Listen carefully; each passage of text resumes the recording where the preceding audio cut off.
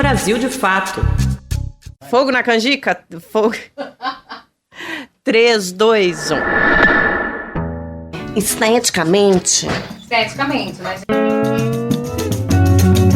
Quando conheci o Bruno também tinha umas madeixas maiores, né, Bruno? Mas você tava flertando com aquela época que você flertava com metal, punk, né? Era aquele... Tem hora que você fica com pena do cara.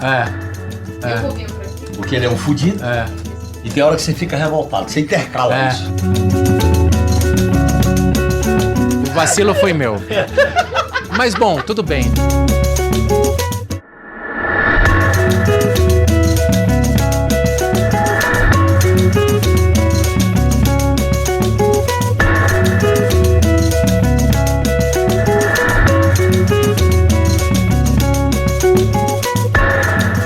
A gente está no ar a partir de agora com mais um episódio do podcast de política do Brasil de Fato 3x4. Aliás, não só de política, sociedade, o podcast de Brasil do Brasil de Fato. Eu sou a Nara Lacerda, repórter do BDF, e estou aqui com o Igor Carvalho, meu companheiro de redação, jornalista de política do Brasil de Fato. Toda semana a gente está junto aqui. Tudo bem, querido? Tudo bem, Narita. Muito bom estar aqui de volta. Vamos para lá para mais uma semana e mais um programa, né? E sem ressaca depois do carnaval, ao nosso lado está também o nosso querido comentarista, esta entidade, o nosso companheiro José Genuíno. Obrigada pela presença, como sempre, companheiro. Nara, eu não sou entidade.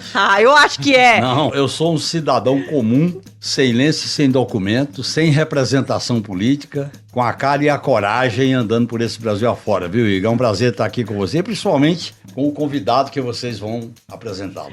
Bom, vamos lá para o nosso tema, né? Nessa semana a gente vai falar sobre fé, aumento da violência e da criminalidade e a relação desses elementos com o aumento das igrejas evangélicas nas cidades brasileiras, especialmente nas periferias urbanas.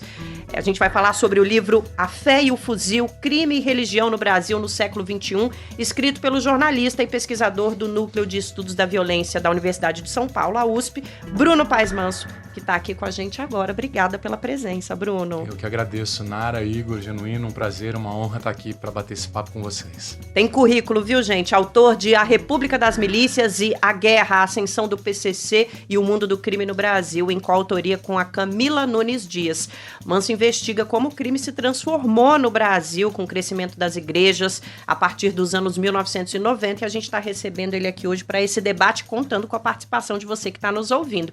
Vamos nessa, Igor Carvalho? Bora! Bruno, espetacular livro. Eu sou muito fã do livro A Guerra, que você escreveu com a Camila. Acho que, inclusive, jornalistas estão começando a cobrir segurança pública. É um guia importantíssimo. E agora você está falando um pouco sobre esse fenômeno das igrejas neopentecostais nas periferias de São Paulo, em algum momento em trocamento ali com o PCC, o Mundo do Crime. Eu queria entender como surge essa aliança das igrejas com o crime e como se dá essa aliança na rotina. Você fala um pouco sobre o surgimento dela ali no livro, explicando até como a pobreza e essa rotina caótica foi forjando e criando possibilidade para que essa aliança surgisse, né? Queria que você falasse um pouquinho disso pra gente. Igor, não diria que é uma aliança, eu ainda diria que são dois mundos opostos, né? É importante, a gente sabe e vê, e eu trabalho também, vocês trabalham há muito tempo, acompanham o papel das igrejas nos presídios, nas cenas criminais, nas cracolândias. Eles ainda são a porta de saída, é muito importante isso, ainda essa retirada, essa saída do mundo do crime faz parte também do trabalho fundamental, né, deles nas periferias e em diversas cenas. E eu, por causa disso, até eu comecei a entrar em contato com esse tema. Eu entrevistava muito matador, muito autor de chacina, traficante, criminosos, para fazer uma pesquisa perguntando para eles por que eles agiam daquele jeito. Por que você mata? Quem você mata? O meu trabalho jornalístico de pesquisa era entrevistar essas pessoas perguntando as motivações deles para agirem. Só que é um tema muito delicado, como vocês podem imaginar, é um assunto muito pessoal, a dificuldade de você bater esse papo com eles sempre foi muito difícil. E aí eu apelava para os ex-matadores, para os ex-bandidos, para os ex-traficantes que viveram um tipo de transformação pessoal. E encontravam Cristo, chegavam no fundo do poço, viviam um momento de depressão, viam que não tinham mais caminhos, recebiam essa possibilidade de transformação, renascendo numa nova identidade religiosa, e se transformavam e contavam para mim do mundo do crime, porque falar do passado não era um problema para eles, porque até legitimava a transformação, eles davam testemunho em igreja e tudo mais. Eu fui juntando essas histórias e nunca soube muito bem o que fazer com elas, ao longo de 20 anos, que sempre me fascinaram, eram histórias incríveis, mas me pareciam histórias pessoais, né, de transformação e de crença pessoal. Todo mundo tem a sua. Se eu for falar de uma crença do candomblé, do espiritismo, como é que o jornalismo lida com isso é muito difícil. Quando eu fazia a República das Milícias, contudo, e eu comecei a perceber, principalmente no Complexo de Israel, que é um conjunto de favelas lá do Rio de Janeiro, que esses traficantes não mais justificavam suas transformações para justificar suas transformações de identidade, mas você tinha traficantes pastores que estavam usando a religião para justificar e legitimar suas autoridades, que é o caso do Peixão, no Rio de Janeiro, do Morro do Dendê, que fez um conjunto de 5 favelas que é chamado Complexo de Israel, e se diz um traficante ungido, que age em nome de Cristo, de Deus, que recebeu a mensagem, sonhou com isso, e a partir daí passa a justificar a sua autoridade. Ou seja, a igreja, a religiosidade estava começando a ser usada não por uma crença de transformação pessoal, mas para justificar uma autoridade pública, legitimar uma autoridade, exercer poder. E vem o bolsonarismo, muito apoiado nas igrejas, e eu achei que era o momento de eu escrever sobre essa relação, mas sempre tendo esse cuidado de identificar um momento que o discurso religioso ingressa na esfera pública e passa a ser usado para justificar uma determinada ética, autoridade e legitimar um poder. Mas ainda eles convivem e ainda existe um papel muito importante de ser a porta de saída para a cena do crime, de ser um trampolim da miséria, muito vinculado ao mercado. Então, por isso, facções e igrejas têm um diálogo muito permanente, porque todos acreditam que ficar rico é quase um sinal de bênção divina, né? E as facções começam a articular, e a partir daí eu achei que tinha que escrever sobre esses dois mundos. Bom, a gente observou, enfim, tivemos contato com o teu livro ao longo das últimas semanas e a gente conversou muito sobre o assunto. E uma coisa que nos chamou muito a atenção, que a gente acha também que é uma virada de chave que precisa acontecer na imprensa, na esquerda, para começar a lidar com as periferias brasileiras, e as pentecostais principalmente. Você narra que você tinha um viés meio classista, né, repleto de preconceitos muito típicos, né, da nossa bolha, digamos assim. E a gente ficou com uma curiosidade muito grande de entender em que momento que você virou essa chave, porque eu acho que a gente também quer muito virar essa chave para começar a dialogar também e entender melhor esse mundo, esse universo, né? Para mim, Nara, foi muito por causa dessa minha investigação de homicídios, que, como eu falei, o que mais me chamava a atenção nas entrevistas com diversos homicidas, matadores, às vezes com mais de 30 mortes nas costas, tinham cometido várias chacinas, essas coisas todas, uma coisa se repetia, eles tinham a convicção, a gente estava comentando agora há pouco, que nunca tinham matado nenhum inocente. E essa convicção da moralidade homicida, para mim, era muito surpreendente. E eu achava que isso não ia ter volta, porque São Paulo vinha com os homicídios crescendo há 40 anos, era final dos anos 90. Uhum.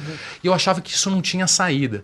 E aí eu comecei a conversar com esses ex-matadores e para mim achava muito funcional e muito criativo como eles faziam para mudar e transformar essas identidades. Que é o seguinte, você está no fundo do poço, você não tem mais para onde ir, você está fadado à morte, porque alguém vai te assassinar nas vinganças que você comprou.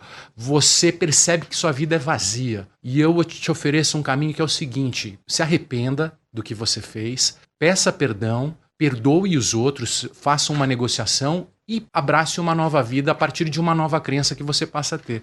E assim, eu conheço vários desses que estão há 30 anos numa outra vida a partir de uma nova crença. E eu falava, essa capacidade de acreditar, de ter fé e de reformatar a cabeça, como se você desse um reboot à sua programação do dia a dia se transformasse em uma outra coisa, era muito impressionante para mim. Eu falei, pô, não é possível. Ou seja, não é um bando de ignorante dando dinheiro para pastor picareta. Tem muito mais coisa envolvida aí e que eu não estava entendendo, que eu estou sacando agora. Eu estou vendo que tem um movimento muito forte acontecendo que eu não dava conta. Estamos aqui com o Genuíno, que É um dos que... O livro primeiro, nós temos uma dupla fixa de comentaristas aqui no programa, que é José Genuíno e João Pedro Stedlin. Sim. A primeira sugestão de um programa falando do livro foi do João Pedro Stedlin, que devorou o livro. Ah, que legal. O filho dele fez um fichamento que nos foi muito útil também sobre do livro. E o Genuíno também leu o livro. Pode... Olha, eu li a República das Milícias e li esse aqui. E eu tive contato com a temática por uma outra experiência de vida, Bruno. Eu conheci matadores profissionais no campo. Particularmente quando eu morava na Amazônia, que eu conheci pessoas de matadores. Bate-pau, pistoleiro. E eles tinham toda uma espécie de ética. E eu conheci também dentro da cadeia, que eu fui preso durante 5 anos na ditadura e passei pela detenção e penitenciária. Eu conheci o Caveirinha, que foi morto pelo Esquadrão da Morte, e conheci o bandido da Luz Vermelha, quando ele estava preso na penitenciária. E depois eu vivi essa experiência no Instituto Paulo Sarazate, lá no Ceará. E é interessante observar. Primeiro, eles têm uma religiosidade. Esse tipo de fenômeno cultiva uma religiosidade na cela, nos eventos, na liturgia das cadeias. Começa por aí. Segundo, eles tentam construir uma justificativa moral. Não só essa questão que você falou, Bruno, não foi inocente, mas eles tentam dizer o seguinte: foi feito uma espécie de punição de uma moral que ele é portador daquilo. Depois veio a questão em nome de uma religiosidade que eles não sabem bem identificar, eles se colocam como uma espécie de enviado. E eles começam a ostentar um poder que no começo não é o poder do dinheiro. É o poder de ser respeitado na cadeia. É o poder de ser considerado. É o poder de ser visto. Então ele vai construindo uma espécie de superioridade em relação, por exemplo, aos presos. E eles têm uma determinada relação. Por exemplo, a gente era preso político, se relacionava com os presos comuns, como a gente chamava, na penitenciária e no Carandiru. Quando eu cheguei no Carandiru, depois de um ano incomunicável, eu achei que aquele dia à noite ia ser um terror para mim. Aí eles chegaram para mim e disseram: você é preso político? Ah, então você é do terror. Você é preso de responsa.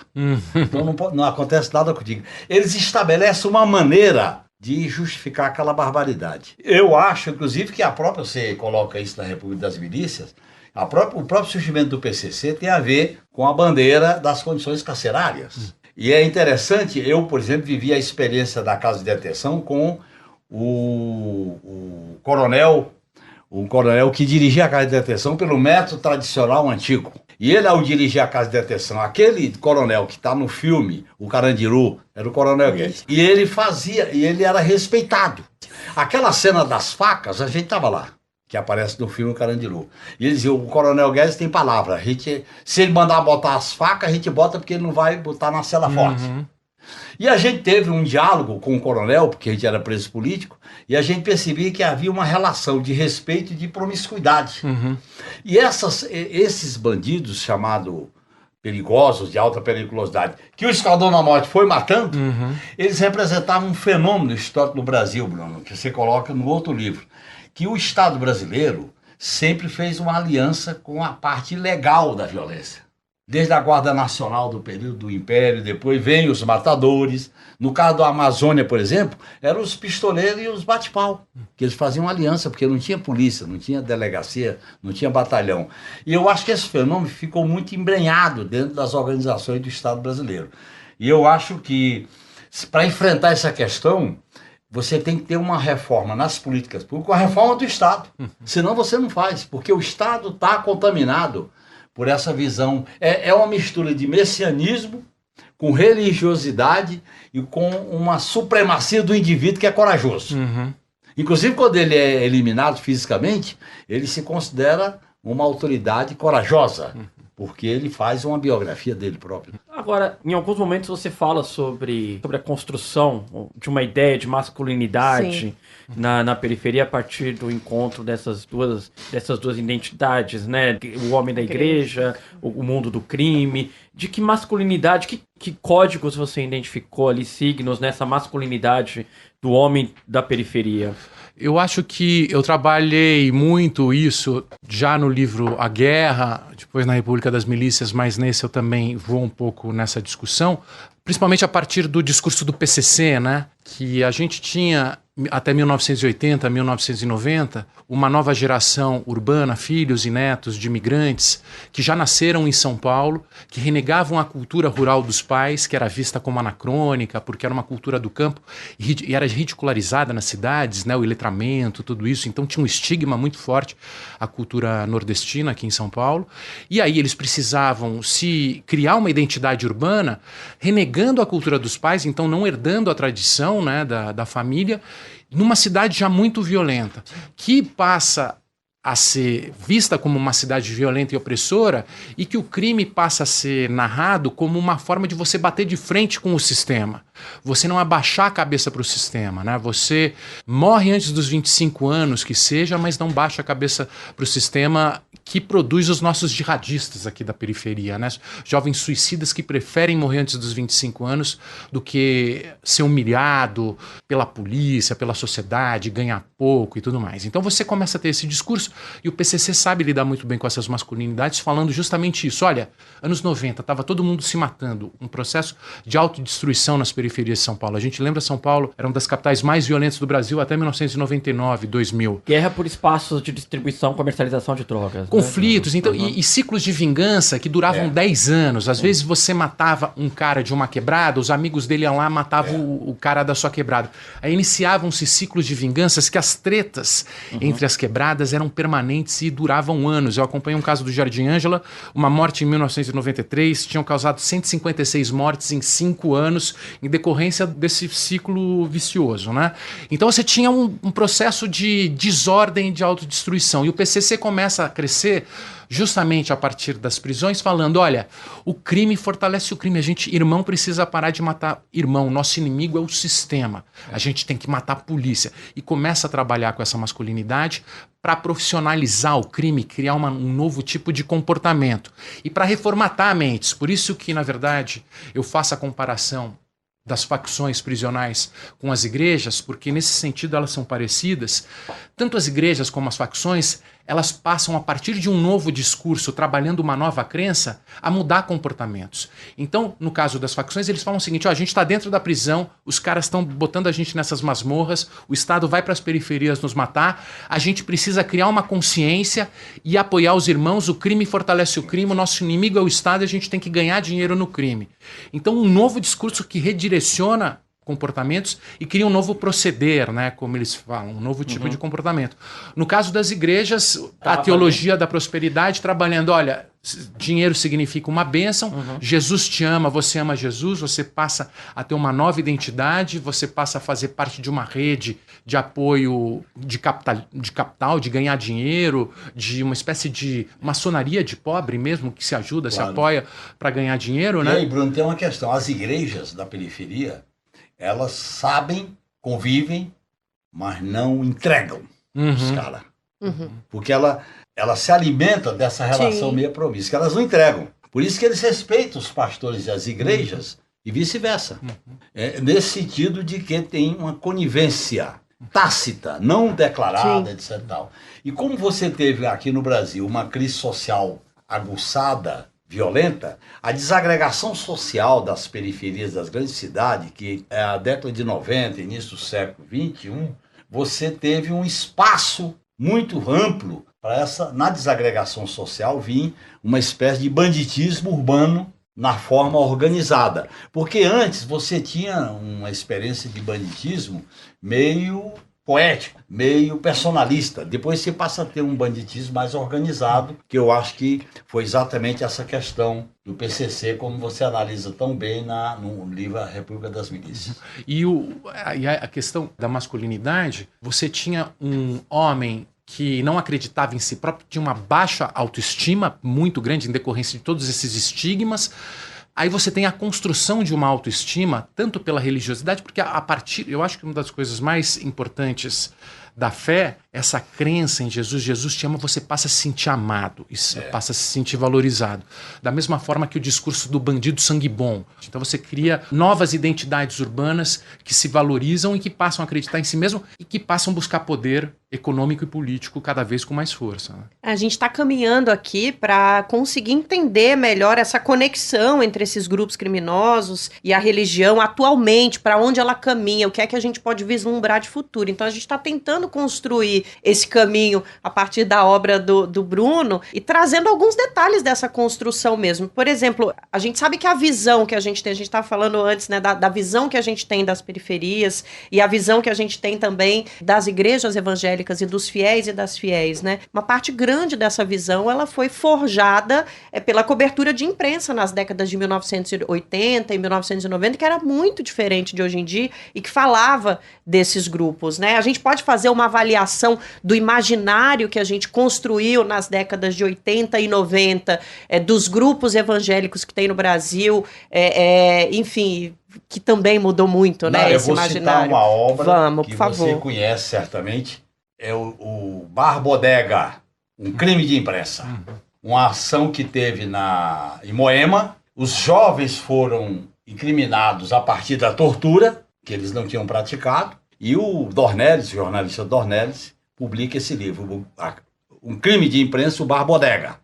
E é interessante, ele vai estudar a história daqueles jovens. E é exatamente isso que você fala aí, esse livro, o Bar Bodega, crime de imprensa. Era um olhar enviesado mesmo, claro, né? Ainda é, na verdade. Era um olhar enviesado, mas a gente tem dificuldade de escrever sobre religião porque a gente está falando de fé. E fé é uma questão privada que todo mundo tem direito. Você imagina investigar a fé dos outros, né? Ou diversos, quaisquer que seja. Então você sempre abordava do ponto de vista político, econômico. O Edir Macedo sonegou fiscalmente determinada coisa. Então era uma abordagem mais econômica, de finanças.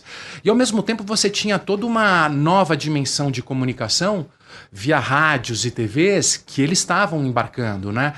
E você tinha uma nova cultura e uma nova forma de crença que entrava em choque com o catolicismo e com o sincretismo religioso brasileiro, ao mesmo tempo que dialogava com ele, que era justamente essa teologia pentecostal que ganhou força, principalmente depois dos anos 50 e 60, tem 3 ondas, né, como a sociologia discute, etc. Vem a igreja neopentecostal com a teologia da prosperidade, que ganha mais força ainda, e vem e alguns... Não que isso seja unânime entre os evangélicos, mas isso ganha uma popularidade muito grande a partir do neopentecostalismo do Edir Macedo, de satanizar as religiões de matrizes africanas, né? Que começa a identificar o atraso brasileiro com os demônios existentes na população, para atuar então com exorcismo e para atuar com uma nova crença, para exorcizar o espírito atrasado, rural e iletrado, para criar um novo espírito moderno capaz de consumir, capaz de fazer parte do mercado. E essa nova crença no mercado de crenças numa cidade que depende de dinheiro, se você não tem dinheiro, você não respira, dinheiro é oxigênio nas cidades, ela passa a ser abraçada e começa a fazer muito sentido para as pessoas, que começam a acreditar. Então, essa nova crença, de repente, passa a se popularizar muito rapidamente. Via televisão, via igrejinhas nas quebradas, via um empreendimento espiritual que começa a se multiplicar, porque é muito fácil você construir uma igreja, você não precisa sequer estudar, as suas interpretações hermenêuticas bíblicas podem ser usadas para os seus territórios e você pode ter... Você não precisa de autorização de cima para baixo. Não precisa de uma autorização, né? O padre que passou 8 anos que vai fazer toda a leitura e a interpretação para você, a coisa se multiplica muito rapidamente, né? E quando a gente vê, sem perceber, eles elegem o presidente do Brasil e a gente fala, gente... O que aconteceu? Onde eu tava? Eu não vi. E tem a história das esquerdas também que saíram da periferia, né, Igor? Você tá falando da eleição do Bolsonaro? Tá me lembrando de outro trecho do livro, quando você fala da teologia do domínio, né? Que é o domínio dos 7 montes. Família, religião, educação, mídia e entretenimento, né? Que é um dos braços que tem imperado na periferia. E aí me veio, na hora se fala sobre isso no livro, a saída da esquerda, gradual, mas a saída da esquerda das periferias. Antes nós tínhamos ali a teologia da libertação prosperando, padres como referências em comunidades, eram líderes de comunidades. E pais de santo e mães de santo também. também eram referência, né? E o Padre Ticão tá aí, já não morreu, mas o Padre Ticão foi uma grande liderança na Zona Leste de São Paulo. Essas lideranças foram, aos poucos, substituídas pelos pastores, né, Bruno? Sim. E você fala da dificuldade que o discurso da esquerda tem de penetrar hoje nessa barreira criada pela teologia do domínio. Por que é tão mais fácil? Você conseguiu identificar isso nas suas conversas? Por que esse discurso pega tão mais fácil o morador da periferia? Olha, o Genuíno está aqui, pode me corrigir, pode complementar também, mas a própria Igreja Católica tem um papel fundamental na formação do PT, né, nos anos 80. Você tem a teologia da libertação surgindo no final dos anos 60, a partir do Concílio Vaticano II. Depois que tem a Revolução Cubana, a Igreja fica muito preocupada com o risco da Revolução atingir o continente mais católico do mundo, né? E começa a pregar o reformismo e a chegada dos padres na periferia para criar um capitalismo menos injusto e atuar a partir das reformas. Então vem vários padres de fora, o padre Jaime Krau, por exemplo, do Jardim Ângela, que também faleceu, vem da Irlanda, e você tem a própria Irmã Dorothy no norte, você tem isso transformando o Brasil, o MST, a CUT, vai ter sempre uma influência muito grande da igreja. E com uma ideia muito forte do processo de redemocratização, muito calcada em Paulo Freire, etc., que era o seguinte: a gente vai começar a votar agora, nos anos 80, e a gente precisa criar uma consciência entre os pobres para ele perceber sobre os direitos e lutar por esses direitos e votar em candidatos que representem os direitos deles no Estado, né? Então, direitos sociais, a Constituição de 88, a decorrência dessa movimentação política muito calcada nesse processo de conscientização, crítica, para pressionar o Estado. E o próprio Lula e o novo sindicalismo vem também, Frei Beto, que é um pessoal muito ligado à igreja, novo sindicalismo e tudo mais. Só que aí, o que começa a acontecer? A gente começa a viver a nova república e passa a acontecer um certo ceticismo em relação ao Estado, porque assim, você vai fazer protesto, mas você não tem dinheiro nem para passagem de ônibus, porque você precisa ter dinheiro. Você vai lutar por política pública num Estado quebrado, falido, passa-se a ver um certo ceticismo em relação ao Estado, em relação aos próprios sindicatos e às indústrias que derretem, né? E passa a ter um novo empreendedorismo e a ideia de que você precisa vencer com as suas próprias pernas, você não precisa depender do Estado, você precisa lutar, criar essa rede de apoio. Os evangélicos, eles surgem nesse vácuo como a ideologia do capital, como diz o Fernando Altmaier, que também foi assistente do Padre Ticão lá na Zona Leste, que hoje é professor da PUC. É a igreja do capital, eles oferecem um instrumental simbólico e de crença para vencer no mercado e de uma forma que observa o Estado de maneira cínica. E, eu não preciso disso, eu não preciso pedir esmola, eu preciso acreditar em mim mesmo e ter uma rede de proteção e ir para a guerra. E, ao mesmo tempo, é uma religião que começa a falar muito do Apocalipse, é uma religião escatológica, a Assembleia de Deus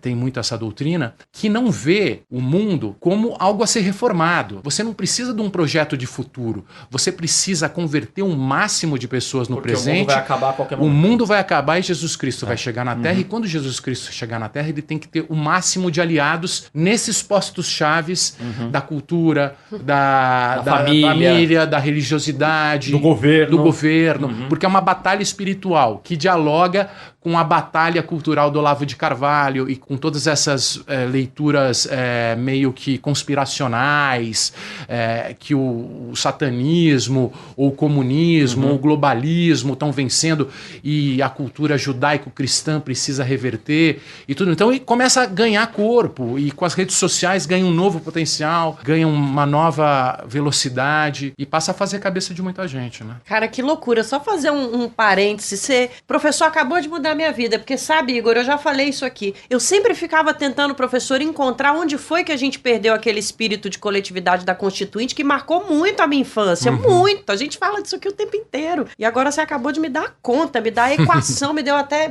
Fiquei emocionada, Igor Carvalho. E por falar em Constituinte, eu quero te ouvir. Temos um deputado constituinte aqui.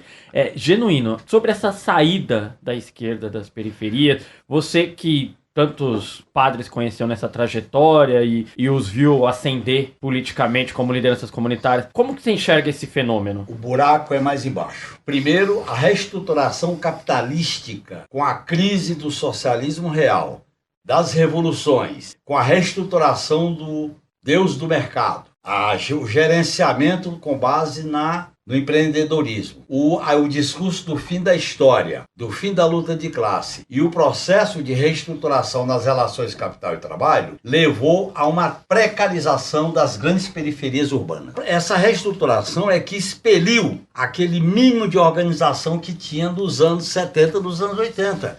Você tinha o movimento da caristia, você tinha o sindicalismo metalúrgico, você tinha as comunidades eclesiais de base. Então foi uma reestruturação global do sistema, da própria igreja. E o papel do João Paulo II, Claro. que reestruturou. Então não foi só a esquerda que saiu, é que o capitalismo impôs uma outra dinâmica. É tanto que na experiência do PT, quando a gente ganhou prefeituras, como Diadema, como São Paulo, Porto Alegre, nós colocamos a dimensão de políticas públicas, orçamento participativo, assistência, conselho deliberativo. Então veja bem, o que aconteceu com a democratização do país? A democratização do país foi conduzida pela classe dominante que não tinha interesse em fazer mudança estrutural. O PT era uma ala esquerda da democratização da Constituinte. É bom lembrar que no Congresso Constituinte o PT só tinha 16 deputados. Somando com o PMDB popular, o PCdoB e o PSB, a gente chegava a 120 no máximo. E nós fizemos o que fizemos. Porque havia uma ascensão da luta social e política naquela época. Ascensão espontânea ou não. Aquela ascensão foi derrotada politicamente pelo processo eleitoral. Lembre-se que o Collor foi eleito. Os dois candidatos eleitos do segundo turno eram Lula e Collor. E o Collor derrotou o Lula, porque houve uma grande manipulação dos debates. Então, o processo de democratização do país não incorporou as multidões dos despossuídos. E o PT era... Por que o PT era a ala esquerda daquilo? E o PT tentou fazer aquilo através das administrações populares. Quando a gente ganha a eleição em 2002, esse ciclo já estava concluído. O ciclo já estava concluído. A gente tinha que brigar contra. Então, esse é um problema que a gente tem que analisar com mais profundidade. Por exemplo, a questão da dimensão territorial, a dimensão horizontal e não a dimensão vertical, a questão da formação política, que o MST vitoriosamente implementou numa determinada base social. O PT não conseguiu pela diversidade. A base social do PT, que era metalúrgico, e se deslocou para a área dos servidores. A área dos servidores não estava na periferia. É uma classe média. Classe média. Então, aí é que houve o problema. Tanto que se você analisar a experiência do PT, analisa a experiência em outros países, no México, no Uruguai, com a Frente Ampla, da própria Argentina, você vai encontrar, vamos dizer, uma desidratação dos movimentos populares, que é diferente do período da ditadura. Então, esse é um processo que a gente tem que estudar, porque houve uma reestruturação do sistema capitalista. Ele atingiu as relações sociais. A sociedade foi criminalizada, foi mercantilizada. O espaço público foi ocupado pela iniciativa privada, na porrada. Então, eu acho que foi um problema muito mais profundo. É claro que a esquerda não teve uma estratégia para se contrapor a isso, que ela nem compreendeu o que estava em jogo. E aí vem o crime organizado, que cresce nesse processo, passa a ser uma alternativa para certas áreas populares. Uma alternativa para a segurança, uma alternativa para garantir o mínimo de sobrevivência daquelas comunidades. Esse é um problema que a gente tem que discutir dentro de uma estratégia. Por exemplo, qual é o dilema que nós enfrentamos hoje? Que apareceu depois da democratização na Argentina, no Equador, e aparece agora aqui e está aparecendo no Chile. Se os progressistas não fizerem políticas populares efetivas, e se não incorporar as massas populares como protagonista, nós poderemos ter fracasso. Esse é o problema que foi colocado naquela época. O Genuíno está falando e eu estou vendo a corrente do capital segurando o nosso desenvolvimento para baixo, mas olha só, Igor, a gente vai fazer um breve intervalo, porque a gente tem um recado para quem está ouvindo a gente. Se você gosta do 3x4 e dos conteúdos produzidos pelo Brasil de Fato, tá na sua mão ajudar a gente a continuar fazendo jornalismo independente e comunicação popular. Apoie o Brasil de Fato. O link é apoia.se/Brasil de Fato. Vai lá, quem apoia leva lembrancinhas muito legais do BDF, não dá para ficar de fora. E a gente vai voltar agora para o nosso segundo bloco aqui do 3x4. E vamos começar com uma pergunta inaugural de segundo bloco, que é aquela, viu, professor? Em que contexto, depois dessa história toda que a gente contou e de todos esses elementos que a gente trouxe, as igrejas evangélicas e o crime começam a se influenciar da forma que a gente vê hoje? Muito íntima, inclusive. Olha, eu acho que tem uma coisa, Nara, que é muito interessante, que a gente, dentro desse processo da Nova República e desse processo de movimentos sociais e constituinte e luta por um Estado mais justo, produzir uma sociedade mais justa via Estado e políticas públicas, a gente tinha uma ideia de que, talvez utópica, vamos dizer que a gente poderia chegar, quem sabe, a transformar o Brasil numa Dinamarca, vamos dizer, uma sociedade justa, com liberdade, todo mundo com uma certa riqueza. E, por exemplo, poderia ser uma das utopias que a gente tinha. Um estado de bem-estar social. Um estado de bem-estar social, né? E você sem depender tanto de dinheiro. Esse sonho começa a ruir. Ao mesmo tempo, as cidades começam a demandar das pessoas ter dinheiro. Se você não tem dinheiro, você é morto pela polícia, você vai morar na rua, você não tem o que comer, você é humilhado. É necessário, muito fortemente, você ter dinheiro nas cidades.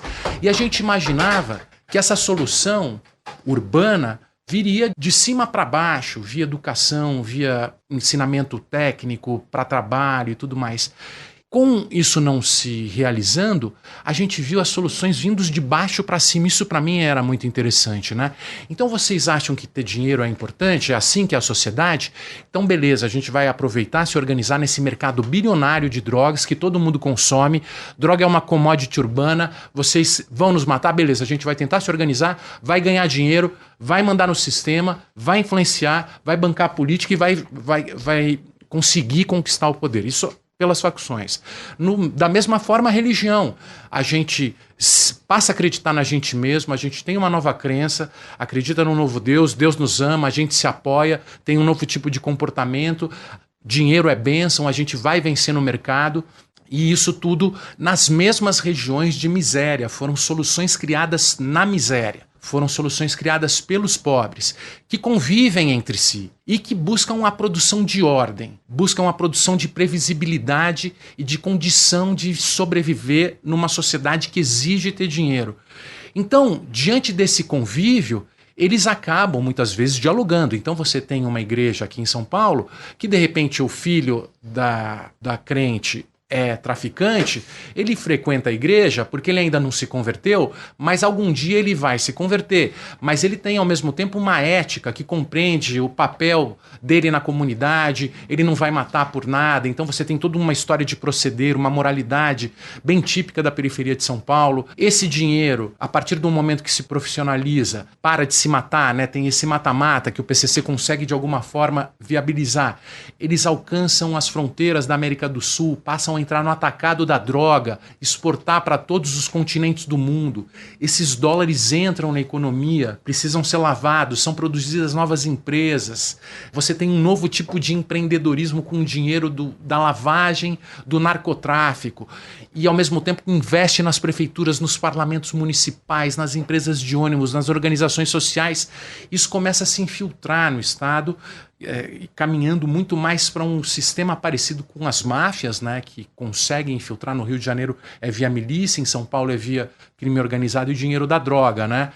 E a partir de soluções criadas de baixo para cima, na informalidade, na miséria, para produzir a miséria. Então, o Estado, que a gente tinha a ideia de que iria liderar esse processo, acabou se mostrando frágil, mas ao mesmo tempo a gente viu soluções vindas de baixo que a gente vai ter que dialogar com isso, vai ter que lidar com isso, vai ter que reduzir danos desse problema, né?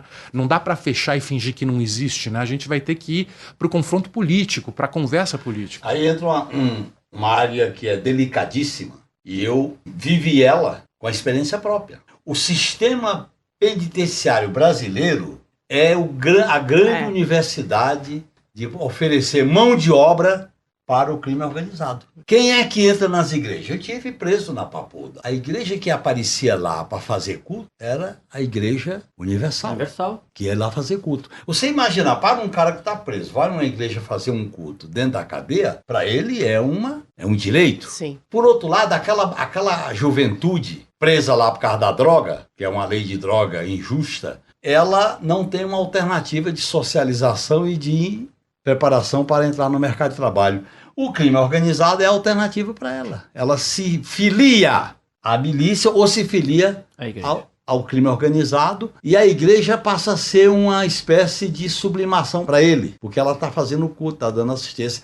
E é interessante observar, ela não entrega, ela não persegue, ela convive. Sim. E aí o cara se sente protegido, porque ela não vai perseguir, senão ela é alvo. Eu acompanho o caso de uma jovem que foi presa injustamente e recentemente ela foi solta, guardar o julgamento em liberdade depois de quase um ano presa. Na saída da penitenciária, tinha ali alguns poucos... Ela saiu num dia que tinha alguns poucos familiares. Era um dia de visita, eu acho. Tinha alguns poucos familiares. E na frente tinha uma barraca da Igreja Universal com frutas, com chocolate, com suco.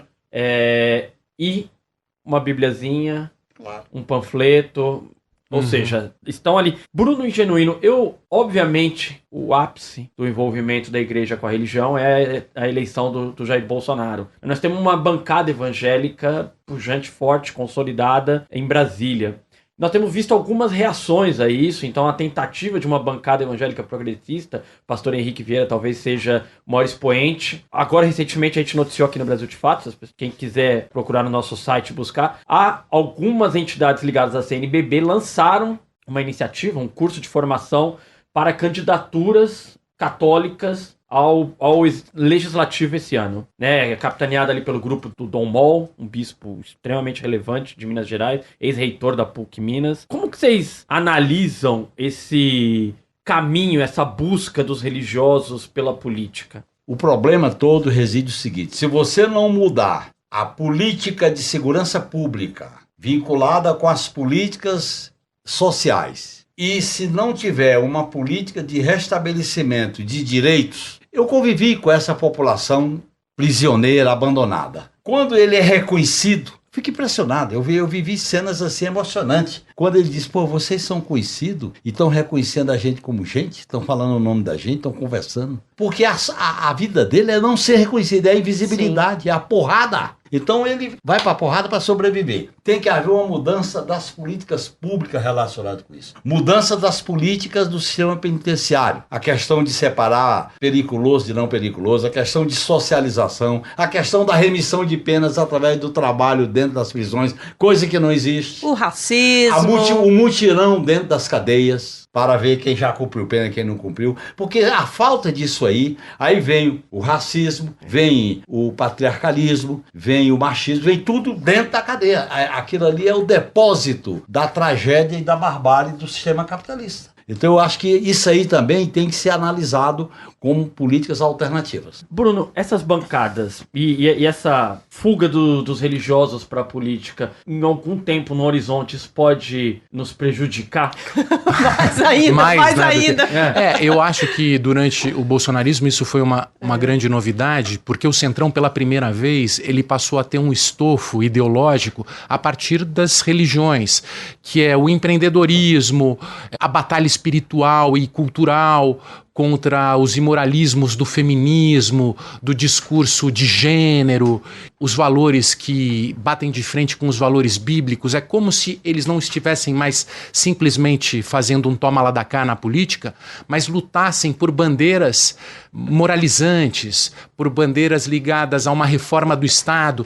Então, pela primeira vez você viu aquele grupo, que sempre foi na miúda da política, ganhar um estofo ético e moral. Não é à toa que, de repente, a gente viu esses caras e grupos ligados a eles acampando 2 meses na frente do exército, invadindo os prédios, que de repente eram paixões que quem era capaz de movimentar era a esquerda. Eles conseguiram criar esse estofo ideológico e essa crença de que eles faziam parte de um exército que estava lutando pelo bem.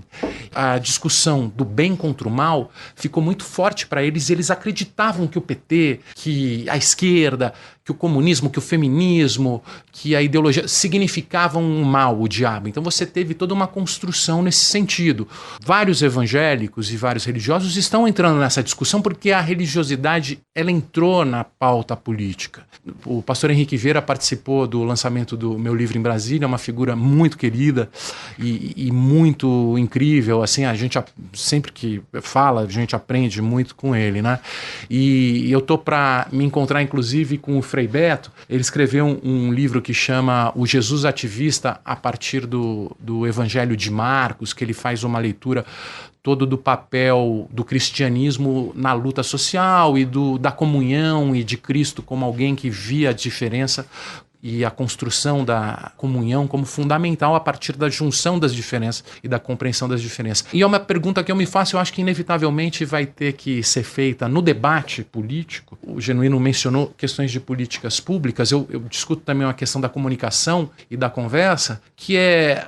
Entre os religiosos, o que o Jesus Cristo dos padres da teologia da libertação, como ele dialogaria com o Jesus Cristo da igreja neopentecostal? Eles têm pontos em comum? Imagino que sim. Eles não podem conversar. Hoje, os principais perseguidores dos cristãos são os próprios cristãos. Isso é curioso, né? Agora, então, tem um problema também, Bruno, que é o seguinte. Quando você tem na sociedade humana grandes movimentos por cidadania, por direitos, tal... você tem uma diminuição desse vale tudo que as igrejas capturam. Por exemplo, o período da campanha das diretas. Nossa. Ali a gente tinha outro a gente tinha motivo, movimento da campanha pela Constituinte. Ao início do Lula 1, que eram movimentos cívicos de massa. Sim. Esse é o problema. Quando você tem grandes movimentos afirmativos de direitos, reconhecimento de direitos, você diminui a porrada. Exatamente. Eu estava na Câmara quando surgiu a ofensiva da Igreja Universal, da Igreja Neopentecostal, em relação ao governo Dilma. Começou com um detonador que foi a Comissão de Direitos Humanos. Aí eles começaram a fazer uma preparação diante daquela situação de crise. Aquele movimento que aconteceu em 2013, eles também tentaram capitalizar aquilo para uma visão da religiosidade. Então, se você tem movimentos políticos, cívicos, você diminui esse nível de enganação, de manipulação. E a esquerda, ela representava um projeto de futuro, a própria redemocratização. Você acreditava numa reforma que vinha no futuro e você se engajava nessa causa e lutava para que esse país mais justo existisse. Depois de 30 anos e com o ceticismo diante da política que vai levar ao bolsonarismo, né, a guerra no lugar da política, você não acredita mais num projeto de futuro, você precisa sobreviver no presente. Aí eles crescem. Que a população das grandes periferias precisam de sonho, de utopias, de sublimação. E quando a esquerda perde esse discurso, ela vai para a igreja. Você vai conversar com uma pessoa que está na igreja, é porque a igreja dá uma solução para a crise sobre o futuro da humanidade. Esse é o problema, que eu acho que tem a ver com uma reforma no E uma explicação, né? É culpa do diabo. Dá propósito. Eeles dão propósito, né? Eles encontram propósito na igreja. Propósito que é um projeto de futuro, de eternidade até. Até de eternidade.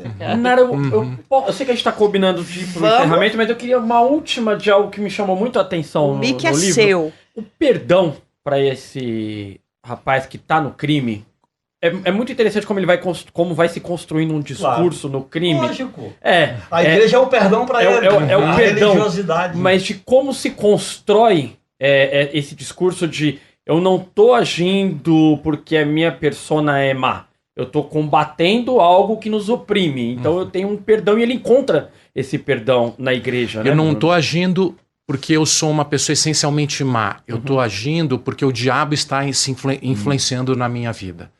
E a partir do momento que eu me arrependo das coisas que eu fiz e assumo isso e amo Jesus, o diabo sai e a minha vida se transforma, eu renasço. É a metanoia, né, que eu coloco no começo do livro.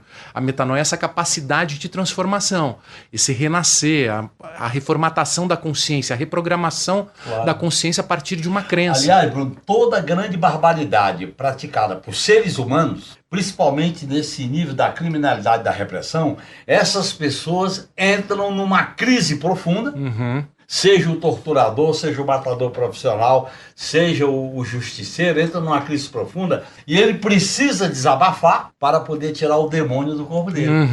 Gente, dava Leiam pra A Fé e o ficar... Fuzil, leiam A Fé e o Fuzil, porque senão a gente vai ficar uns 5 programas, é muito assunto e mexe muito com a gente também, né, Igor Carvalho? Mas precisamos encerrar por hoje.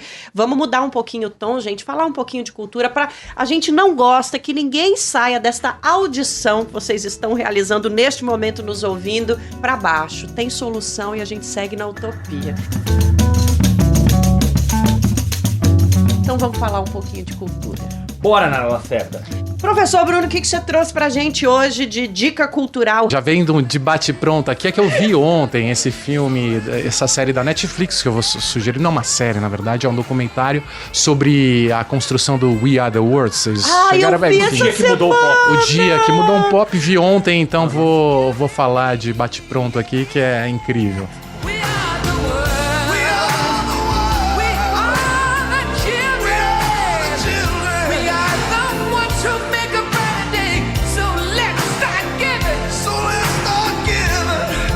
Ponto alto pra mim, sem dar spoiler, é o Stevie Wonder ensinando o Bob Dylan a entrar na música e a cantar do jeito que ele tinha que cantar. Maravilhoso. Vão lá assistir, é muito legal pra entender o pop. Eu sou fã de cultura pop, né, Igor? Não tem jeito.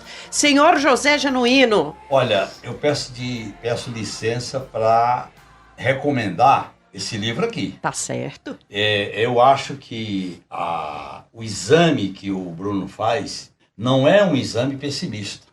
Não é um exame descrente, não é um exame, vamos dizer assim, de um retrato da parede. Ele apresenta nas linhas desse livro, A Fé e o Fuzil, uma visão liame do sentido de como o ser humano, de como homens e mulheres, nas piores situações que vivem nas periferias, podem encontrar uma maneira de construir essa visão sublime, essa visão libertária, essa visão humanista. Eu acho que esse livro aqui, a realidade é dura, viu, Bruno? Agora, não é apenas um retrato parado no tempo. Ele é dinâmico ao colocar os personagens que você coloca aqui, inclusive, que é muito interessante. Não é um livro de você colocar estatística, dados. Você conta história. E essas histórias que você conta aqui é de gente, com sentimento, de carne e osso, de identidade, de filiação, de perspectiva. Vale a pena, viu?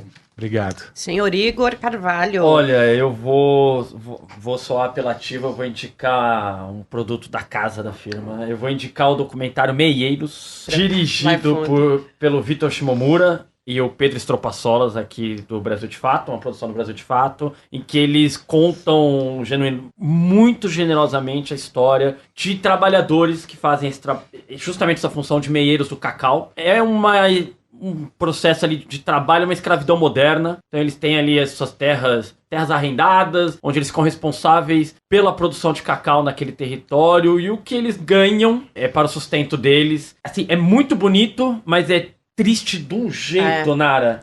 Mas eu recomendo, são 20 minutos muito agradáveis, fotografia lindíssima, uma generosidade nos diálogos com os trabalhadores. Eu fiquei encantado. Não, ó, a nossa molecada aqui, que eu já tô acima dos 40, posso chamar de molecada mesmo, eles são muito bons, viu? Era a minha dica, porque há 2 semanas atrás, antes do carnaval, eu falei pro povo ir assistir a novela da Vênus Platinada lá, até pedir autorização pro companheiro Genuíno. Como eu falei pra vocês irem ver Renascer, agora ver Renascer de um jeito crítico, o Brasil de Fato te ajuda, vai ver Meieiros lá.